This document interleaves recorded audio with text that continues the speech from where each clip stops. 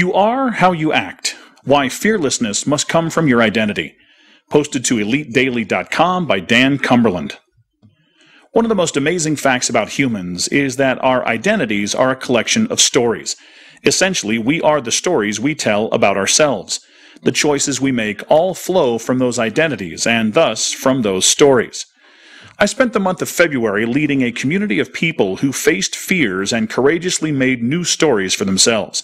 We learned we can be strong, courageous, and adventurous, but really, we learned to be fearless. Making the choice to show up in the world in a new way is half the struggle. The other half is letting yourself believe these new stories matter. Erwin McManus once told a story of a friend with whom he plays basketball. This friend typically had a few inches on every other player on the court, yet he didn't play like he did. This guy could easily shoot over the other team's heads if he wanted, but he wouldn't do it. McManus talked with him after one of their games and questioned him on why he didn't take those shots. The friend explained that he had never been able to get a clean shot. McManus pressed this and said there's no way the defender could have stopped him. His friend replied by talking about how he was the youngest and smallest of his three brothers. When they played basketball growing up, he could never shoot over them. He was small then, and he was still playing like he's small after all these years. I love this story because it feels so true in my life. Everyone could see how tall this guy was, but his past told him he wasn't tall enough and he couldn't use his height. He had grown, but he didn't realize how much.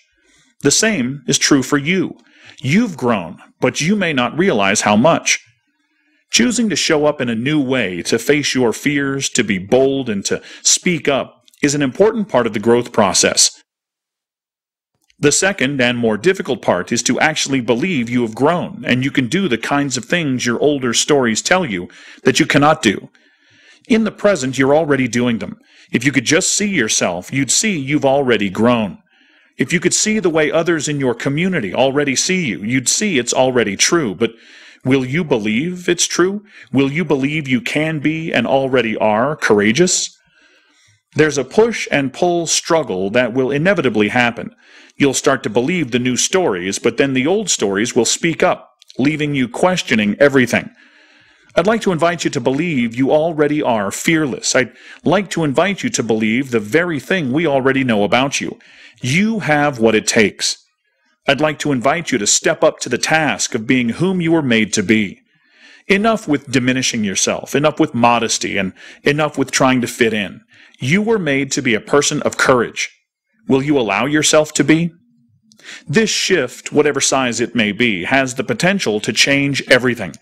Once you accept the truth that you are courageous, it changes your default reaction in the face of fear. No longer does fear's voice dictate what you do. You now have choice and agency. The question of what you will do when you encounter fear now has an answer. What any courageous person would do.